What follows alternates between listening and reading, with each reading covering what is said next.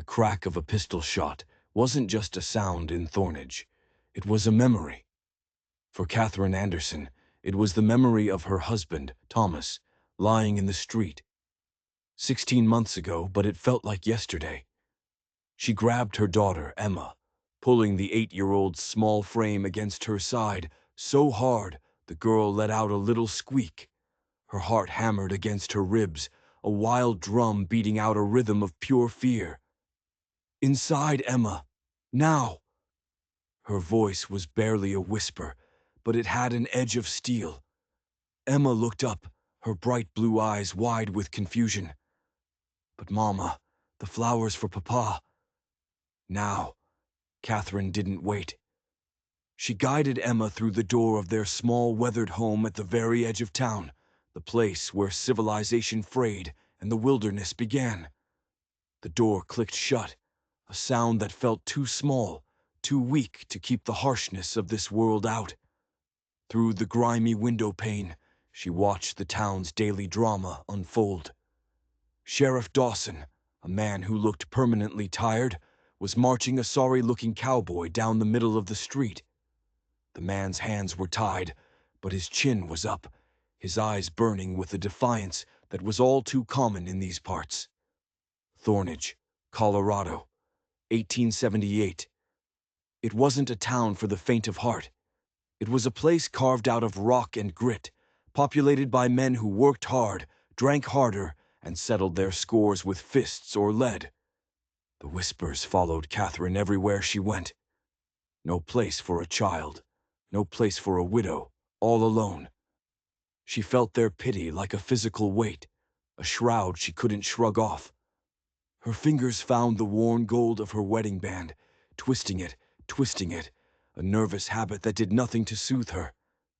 In the corner, Emma was talking to her dolls, her voice a soft murmur. Her hair, the color of spun gold, was a tangled mess.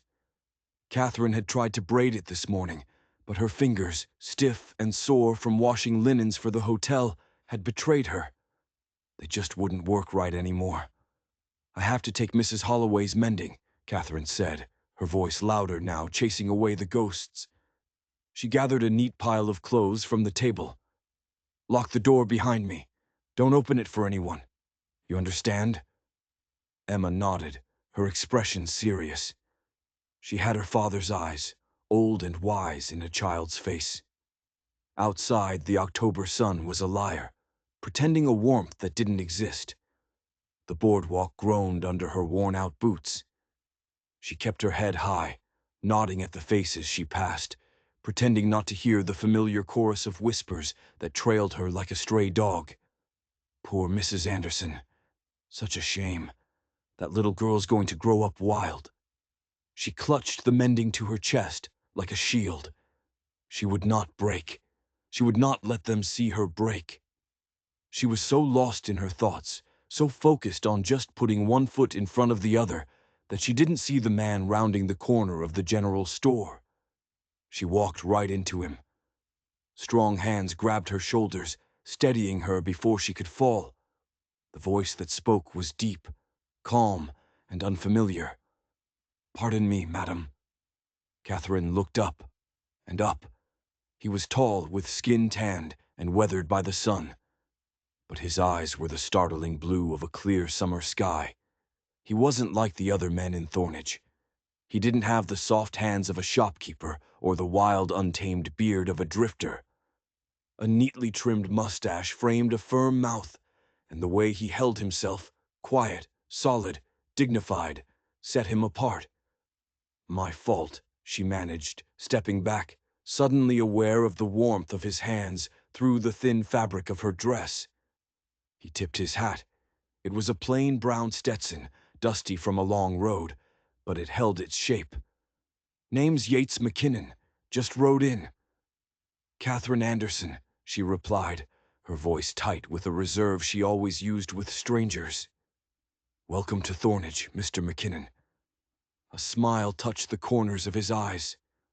"Call me Yates, and thank you, though I'm not sure everyone in town feels the same." He nodded his head toward the saloon. A group of men had stopped their talking and were staring, their eyes filled with open suspicion. A new face was always a threat until it proved otherwise. "Thornage takes some getting used to," she said, realizing she was still clutching the mending so tightly her knuckles were white. "If you'll excuse me." "Of course." He stepped aside, but his voice followed her as she walked away. "Hope to see you again, Mrs. Anderson." She didn't look back. She didn't dare. But she could feel his eyes on her, a steady, curious gaze that she felt all the way to Mrs. Holloway's door. It was a feeling she hadn't had in a very, very long time, and she wasn't sure if she liked it. That night the house was quiet, except for the soft whisper of the brush through Emma's hair. The simple, repetitive motion usually calmed them both, a small ritual of peace at the end of a hard day. "Mama," Emma's voice was small. "Why can't I go to school?" Catherine's hand froze. The schoolhouse had been open for 2 months now. She'd told herself she was keeping Emma home to protect her, that it was just for a little while. But the truth was more complicated. "It's a long walk, sweetheart." It was a weak excuse, and they both knew it. "Billy Pearson says it's 'cause you're afraid I'll get wild, like the men who shot Papa." The brush clattered onto the small wooden table. Catherine turned her daughter around to face her, her heart aching. "Billy Pearson needs to learn to mind his own business. I'm just trying to keep you safe, that's all." "But I'm lonely, Mama," Emma whispered, and her words were like a physical blow. "I don't have any friends." Catherine felt another little piece of her heart crack and fall away. Later, with Emma asleep in her small bed, Catherine sat by the window, staring out at the scattered lights of the town. This wasn't the life Thomas had wanted for them. He'd talked of Denver, of a real shop for her sewing, of a proper school with teachers and books for Emma. Dreams that had turned to dust on Main Street. The next morning, the familiar rhythm of her chores was broken by a commotion down by the livery stable. A crowd was gathering, their voices a low buzz of excitement and fear. "Mama, look," Emma called from the doorway, her loneliness forgotten, her face alight with curiosity. "Can we go see?" Catherine hesitated for only a moment. It was better than sitting here, drowning in her thoughts. "All right, but you stay right beside me." They joined the edge of the crowd, and through a gap in the bodies, Catherine saw him. It was Yates McKinnon.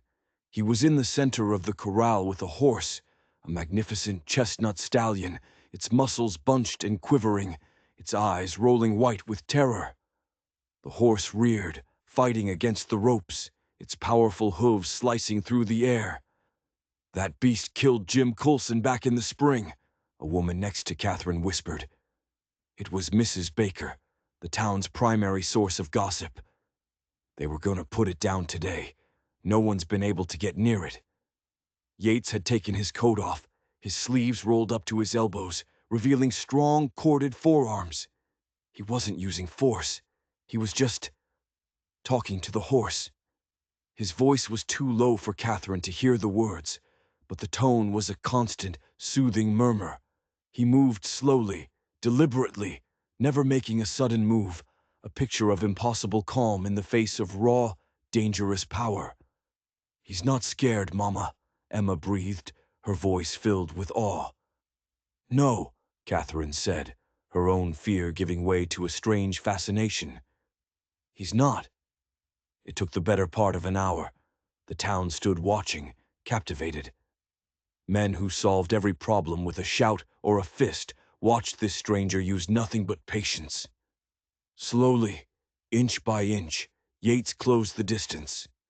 He never faltered, never rushed. Finally, he reached out a hand and laid it gently on the stallion's trembling muzzle. The horse shuddered, a wave of tension passing through its powerful body. But it didn't pull away. A collective sigh of relief went through the crowd. When Yates finally turned and gave a small nod to the livery owner, the silence broke into scattered applause. Told you I could settle him, Yates's voice carried across the corral. He's not mean. He's just scared. Needs a patient hand is all. As the crowd began to break up, his eyes found Catherine and Emma. He wiped his dusty hands on a rag and walked over, an easy smile on his face that seemed to ignore the incredible feat he'd just accomplished. Mrs. Anderson, good morning. That was remarkable, Mr. McKinnon, Catherine said, and she meant it. Just takes a bit of understanding, he replied.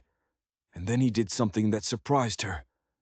He crouched down, bringing himself to eye level with her daughter. And who is this young lady?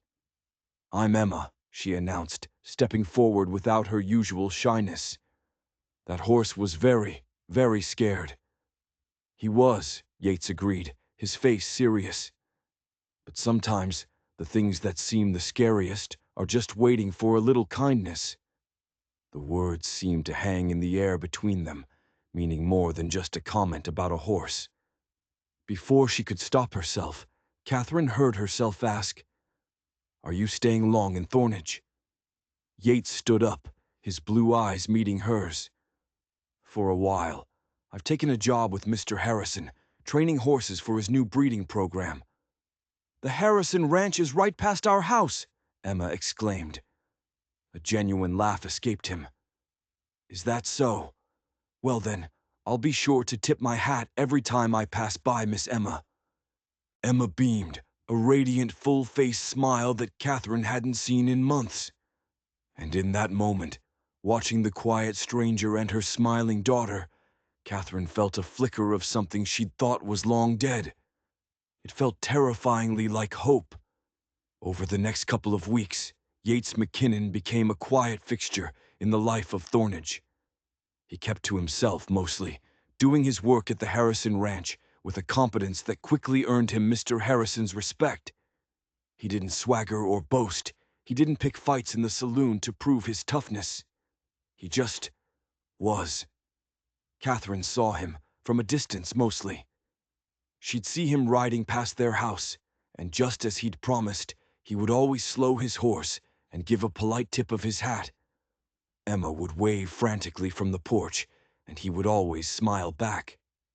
On Sundays, she noticed him talking with Reverend Phillips after the service. They didn't talk about cattle or weather. They talked about books, about politics in the East, about things that most men in Thornage had no time for. She learned, through bits and pieces of town gossip, that he'd fought in the war for the Union and had spent years on cattle drives down in Texas. He was a man of contrasts, hard and gentle, educated and worldly, yet he chose this rough-hewn place to make a temporary home. One afternoon, Catherine was walking back from delivering a finished dress to the judge's wife, her mind on the extra money it would bring, when she saw them. Yates and Emma were sitting on the bench outside the general store. Emma was talking a mile a minute, her hands flying as she described something with childish enthusiasm. Yates was listening, his head cocked to one side, a small smile on his face. Catherine started to walk faster, a familiar spike of maternal panic rising in her. But then she stopped. She saw what he was doing. His large, capable hands, the same hands that had calmed a killer stallion, were moving deftly through Emma's tangled blonde hair. With a surprising grace, he was weaving the messy strands into a perfect, intricate braid.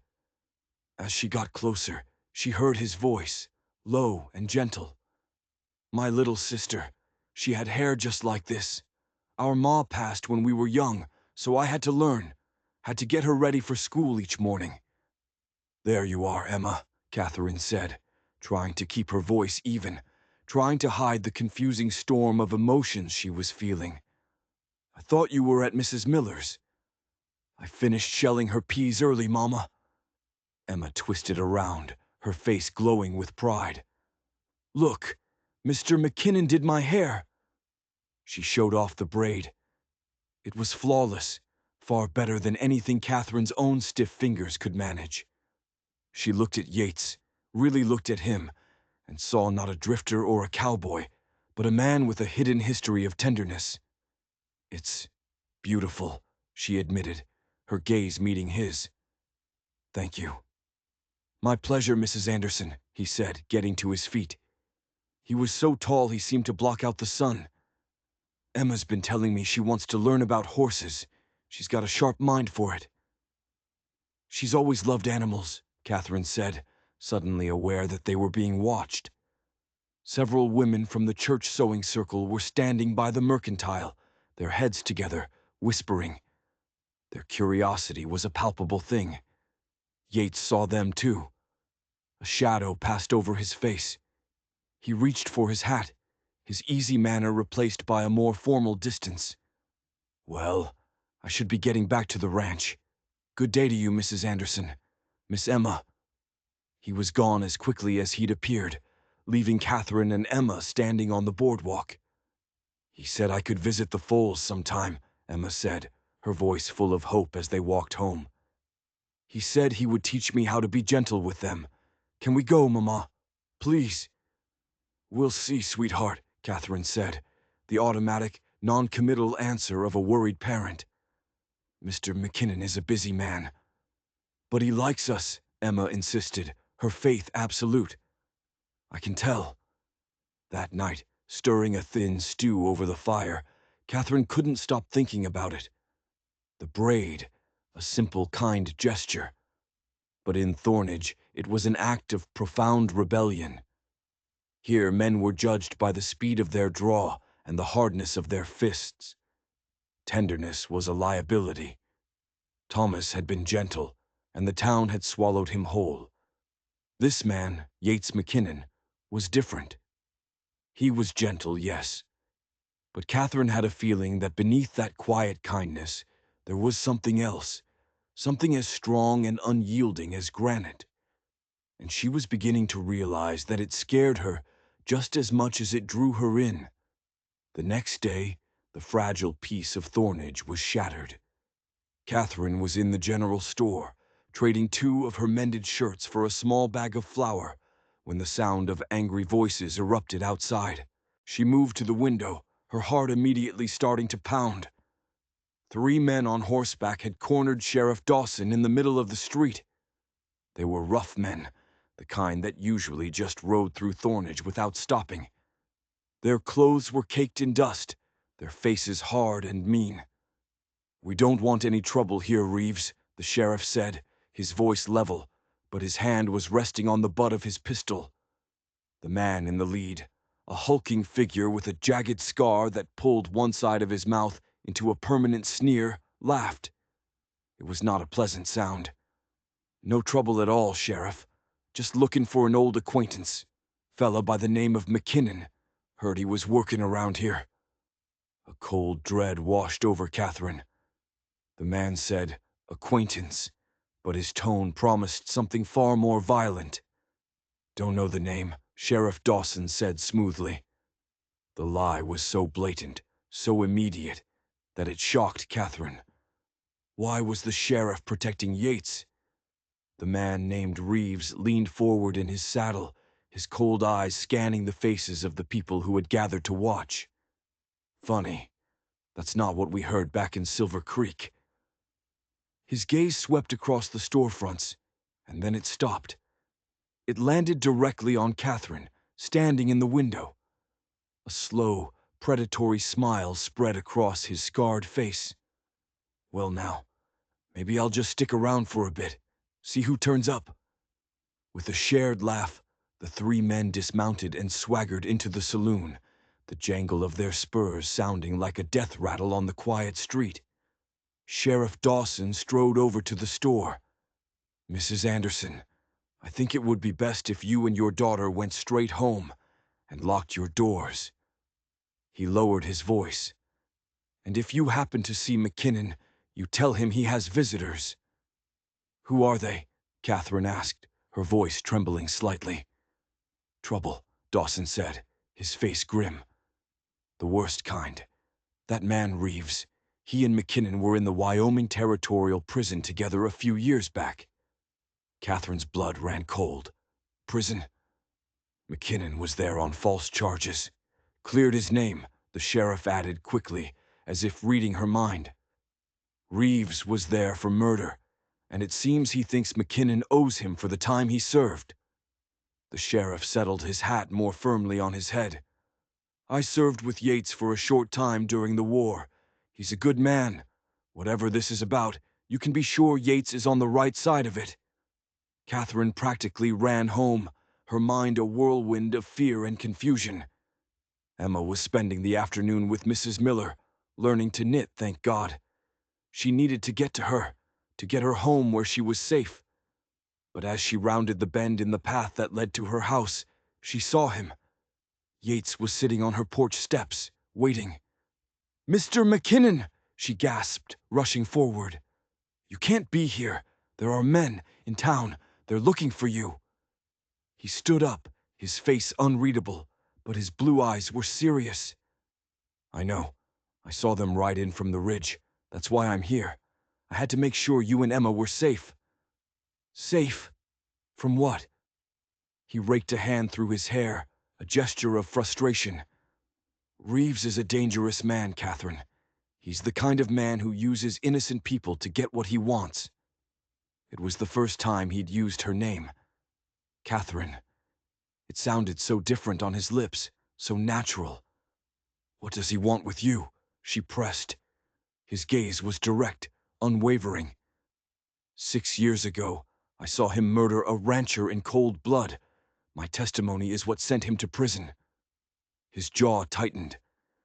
"He was supposed to be in there for 20 years. I don't know how he got out, but he's here now. And he's here for me." "The sheriff knows you," Catherine said, remembering Dawson's words. "He said you were a good man." A faint smile touched Yates's mouth. "Dawson and I go way back. He knows the truth." He looked towards the town, his eyes narrowing. "I have to face him, Catherine, before he decides to bring anyone else into this. But I couldn't do it without knowing you and Emma were all right." "Emma's at Mrs. Miller's house," she said quickly. "But you can't face them alone. There are 3 of them.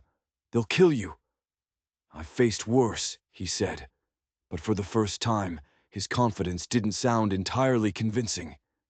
"Wait," she said, acting on an impulse she didn't understand. She reached out and put a hand on his arm. The muscle beneath his shirt was tense, hard as rock. "Don't go. Not yet. Come inside. Let me get you something to eat." He looked down at her hand on his arm, and then back at her face. For a long moment, she thought he would refuse. But then he gave a slow nod and followed her into the small, simple house. The world outside seemed to disappear. As Catherine moved around the kitchen, her hands trembling as she sliced bread and laid out some cold meat, she found herself talking. She told him about Thomas, about her life in Thornage, about the whispers and the loneliness. "They think I'm weak," she confessed, her voice thick with unshed tears.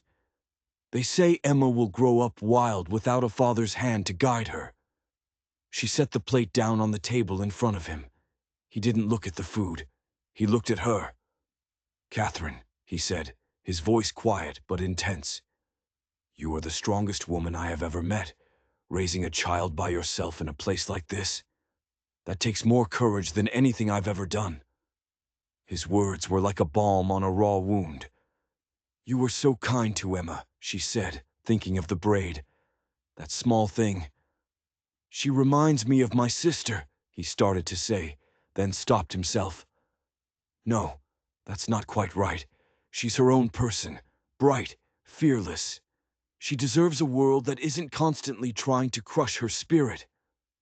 "That's all I've ever wanted for her," Catherine whispered. He reached across the table and covered her hand with his. His touch was warm and steady. "Let me deal with Reeves. And then if you'll let me, I'd like to stay. I'd like to help you give her that world." His directness stole her breath. You barely know us." "I know enough," he said simply. "I've been drifting for a long time, Catherine. From the first moment I saw you, standing on that boardwalk, looking like you were ready to take on the whole world by yourself." I felt something I haven't felt in a very long time. I felt like I might finally be home. Before she could find the words to answer, a new sound cut through the air. The sound of hoofbeats, approaching fast.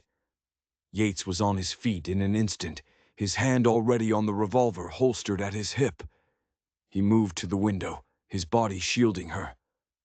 "It's Reeves," he said, his voice a low growl. "And his men. They must have followed my tracks from the ridge." His eyes met hers, and they were filled with a grim certainty. "There are 3 of them. Stay in here, and lock the door behind me. Whatever you hear, Catherine, do not come out." "Yates!" she cried, grabbing his arm as he turned to leave. "Please, be careful." He stopped. He looked down at her, his expression softening for just a fraction of a second. He raised a hand and gently brushed a stray strand of hair from her face. Then he nodded once, turned, and stepped out onto the porch to face his past. Catherine scrambled to the window, her heart pounding a frantic, terrifying rhythm against her ribs. She watched Yates walk calmly into the yard, positioning himself between her home and the 3 riders who had pulled up, their horses snorting and stamping in the dust. "Reeves!" Yates called out, his voice impossibly steady. "This is between us. Leave them out of it." The scarred man swung down from his horse, landing with a thud.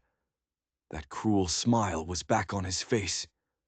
"Well now, McKinnon, I hear you've been making yourself right at home, playing house with the little widow and her brat."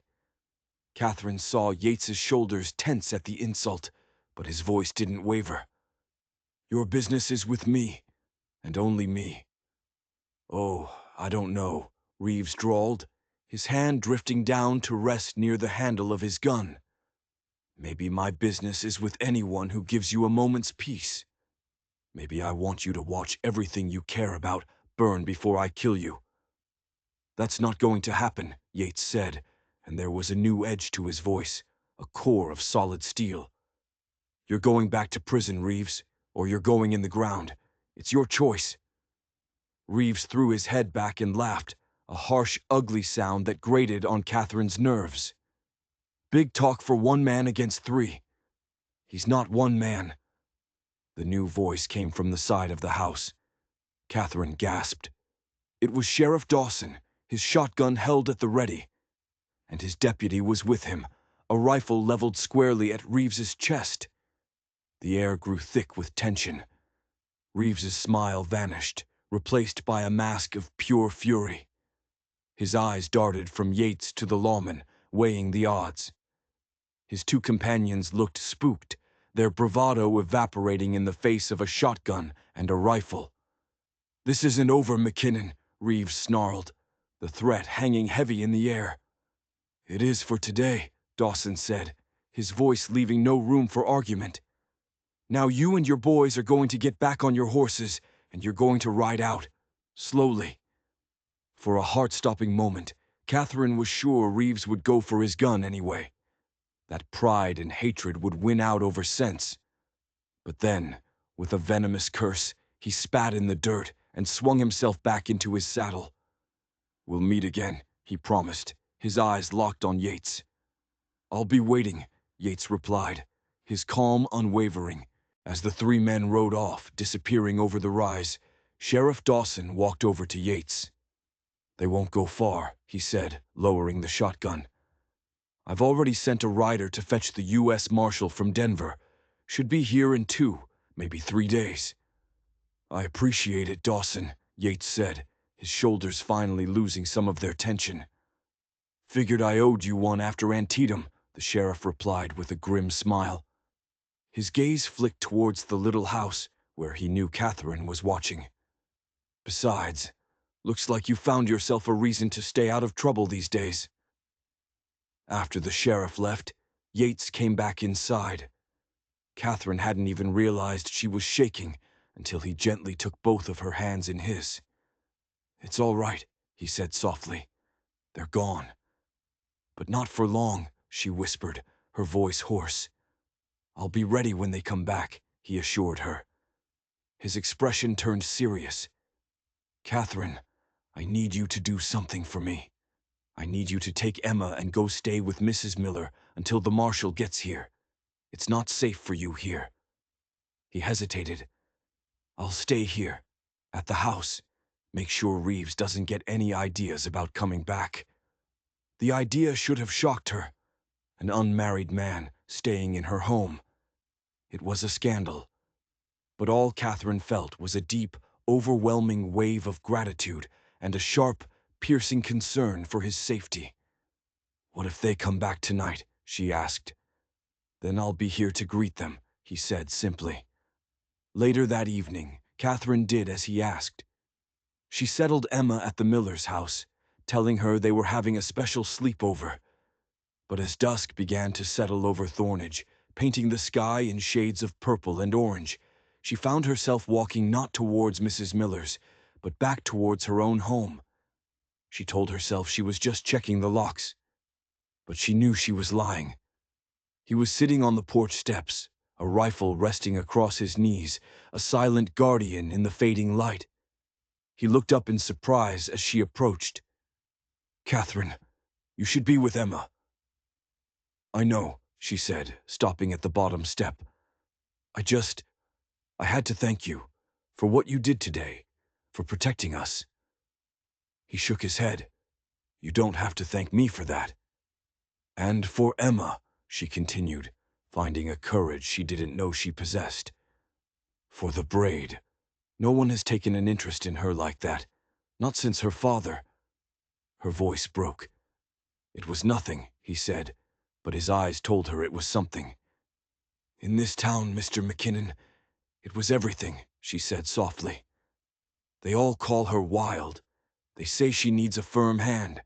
But you just saw a little girl who needed her hair braided." "Because that's all she is," he replied. "A good kid, just like her mother."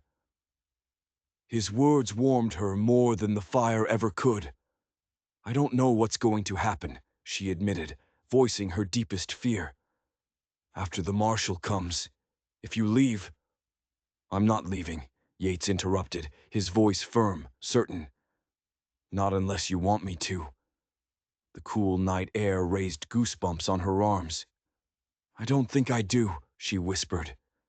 He stood up and came down the steps until he was standing right in front of her. He reached out and gently cupped her cheek, his thumb stroking her skin. "I haven't felt like I belonged anywhere in more than 10 years, Catherine. Not since the war. I was just passing through. But then I saw you, and your little girl.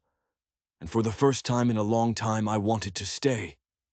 She leaned into his touch, her eyes fluttering shut. "Emma needs someone who sees who she really is," she said. "And maybe I do too." And when his lips met hers, it wasn't a spark, it was a wildfire. It was gentle and questioning at first, then deeper, surer, as if something locked away deep inside both of them had finally been set free. It was a kiss that spoke of lonely roads and second chances, of finding an anchor in the middle of a storm. When they finally broke apart, he rested his forehead against hers. "You should go," he murmured. "Be with Emma. Be safe." She nodded, not trusting her voice. As she walked away, she turned back one last time. He was still standing there, watching her, a silhouette of quiet strength against the backdrop of her little home. The next 2 days were a kind of waking nightmare.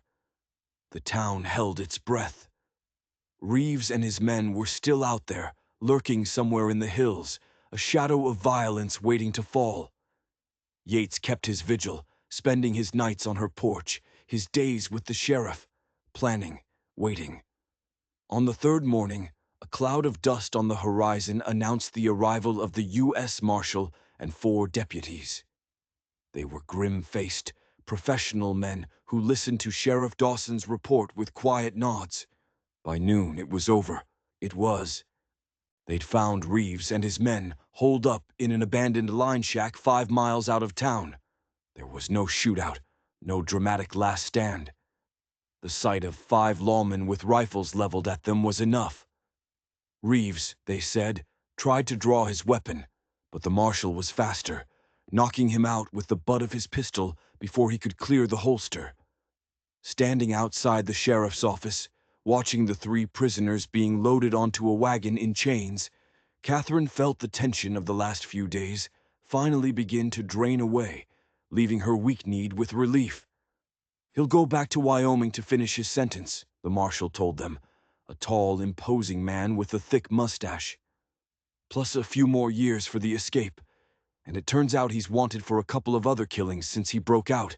He won't be seeing the outside of a cell again." "Thank you, Marshal," Yates said, shaking the man's hand. As the wagon rumbled out of town, Catherine noticed a change. The townsfolk who had gathered to watch weren't looking at Yates with suspicion anymore. They were looking at him with a newfound respect. And they were looking at her differently too. The pity was gone, replaced by a kind of grudging admiration. "Looks like you made a good impression after all, McKinnon," Sheriff Dawson said, clapping Yates on the shoulder. "Mr. Harrison told me to tell you the job is yours permanently, if you want it. Says you have a way with horses he's never seen." "I appreciate that," Yates said. But his eyes weren't on the sheriff. They were on Catherine. "I think I will be putting down roots here." That evening, the setting sun cast long shadows across Main Street. Yates walked with her and Emma back from the general store. Emma skipped ahead, clutching a small paper bag of lemon drops, a victory present from Yates. "People were nice today," Catherine said, still marveling at it. Mrs. Parker invited Emma over to play with her daughter on Sunday. Yates smiled. "Sometimes people just need to be shown what's right in front of them." "And what was it you saw, Mr. McKinnon?" Catherine asked softly. He stopped walking and turned to face her. He took both of her hands in his. "I saw a woman with more fight and courage than this whole town put together, and I saw a little girl who deserves a life full of laughter and sunshine." His grip tightened slightly. "I saw a family, and I wanted to be a part of it, if you'll have me." But as Catherine looked into his honest blue eyes, a cold sliver of doubt, planted by Reeves's taunt, surfaced. "Yates," she began, her voice hesitant. "When Reeves was here, he said to ask you what you were really doing in Thornage. What did he mean?" Yates's smile faded. He let out a long breath and looked away for a moment, gathering his thoughts. "I wasn't entirely honest with you, Catherine, and I'm sorry for that. I didn't just stumble into this town by accident." Her heart began to beat a little faster. "I've been tracking Reeves for 6 months," he said, his voice low and serious. "Ever since I heard he broke out of prison. I was in a town 100 miles north of here when I heard a story. One of Reeves's old crew, a man full of cheap whiskey, was bragging about a saloon fight down in Colorado that went wrong, about how they had to silence a man who overheard something he shouldn't have. The world seemed to tilt on its axis." "What are you saying?" Catherine whispered. "The man said the witness. His name was Thomas, and it happened about 16 months ago." He finally met her gaze, his own eyes full of a deep, shared pain. "Catherine, I came here because of Thomas. I came here to find out if the man who murdered him was still a threat to his family. I came here to find justice for you." The breath left her body in a rush. The story she had clung to for 16 months, the senseless, random tragedy of a stray bullet, crumbled into dust. Thomas hadn't been unlucky.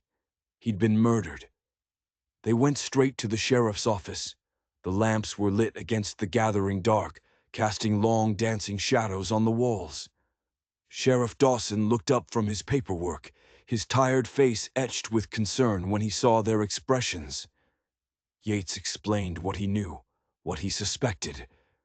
When he was finished, the sheriff leaned back in his chair, the leather creaking in the silent room. "It's true," Dawson said, his voice heavy with a burden he'd carried for too long. Thomas overheard Reeves and one of his men planning to rob the bank transport that was coming through. He came to me. He was going to testify. The sheriff looked directly at Catherine, his eyes full of regret. Reeves cornered him in the saloon that night. He made it look like a random brawl, a stray bullet. I knew what it really was, but I couldn't prove it. Reeves had alibis, and folks were too scared to talk. I told everyone it was an accident, Catherine. I lied to you. I did it to protect you and Emma. If Reeves knew that you knew the truth, I was afraid he'd come for you next to make sure you stayed silent, too. The truth was a brutal, cleansing fire. Her husband hadn't died for nothing. He had died a hero, trying to protect the town that had whispered about his widow. And this stranger, this quiet, gentle man, had ridden into her life not by chance, but on a quest for a justice he didn't have to seek. He had come for them. 3 months later, on a brilliant, cold January morning, Catherine stood in front of the mirror. Mrs. Miller was fastening the last of the tiny buttons on the back of her wedding dress, a simple gown of pale blue she had sewn herself. "Thomas would be happy for you, dear," the old woman said softly. "He would want this." Catherine nodded, unable to speak past the lump in her throat. Emma burst into the room, a vision in a new white dress, her golden hair in a perfect braid woven with tiny winter flowers. "Mama, you look like a queen. Papa is waiting at the church." "Papa." The word still sounded strange and wonderful. In the months since Reeves's capture, Yates had courted her with a quiet, steady devotion that had healed parts of her she thought were broken forever. He'd added 2 new rooms to her little house, one of them a proper sewing workshop for her. He'd taught Emma to ride a gentle mare he'd trained just for her. He hadn't just won her heart, he had shown the entire town of Thornage that the Andersons weren't objects of pity. They were a family to be treasured. The small church was packed. As Sheriff Dawson walked her down the aisle, her eyes met Yates's. He was standing at the altar, tall and handsome in a new suit, and the smile that lit up his face when he saw her was the brightest thing she had ever seen. Beside him, Emma stood as her maid of honor, bouncing on the balls of her feet with excitement. When the Reverend pronounced them husband and wife, a cheer went up from the congregation, so loud and heartfelt it startled her. Yates kissed her, and she could hear Emma's happy giggle as the little girl threw her arms around both of them, sealing them into a new, stronger circle. Later, at the celebration at their home, the McKinnon home now, she stood on the porch, watching the snow begin to fall in fat, lazy flakes. "A penny for your thoughts, Mrs. McKinnon," Yates said, coming up behind her and wrapping his strong arms around her waist. "I was just thinking," she said, leaning back against his chest, "that a year ago this town was a prison. Now it feels like home." "It wasn't the town that changed, Catherine," he said, his voice a low rumble against her ear. "It was you. Your strength was always there. It just needed a reason to shine." From inside, they could hear Emma's bright laughter. "She's going to be all right, isn't she?" Catherine asked, a question she'd been holding in her heart for years. "Growing up here?" Yates turned her in his arms, his blue eyes as steady and sure as the mountains that surrounded them. "She's going to be more than all right," he said, before he lowered his head to kiss her. "She's going to be extraordinary, just like her mother." And as the snow fell on Thornage, blanketing the harsh land in a layer of pure, clean white, Catherine knew he was right. Their future was not just a hope anymore. It was a promise, as real and solid as the man holding her in his arms. If you enjoyed this story of justice and a second chance at love, do me a favor and hit that subscribe button. You won't want to miss what's coming next.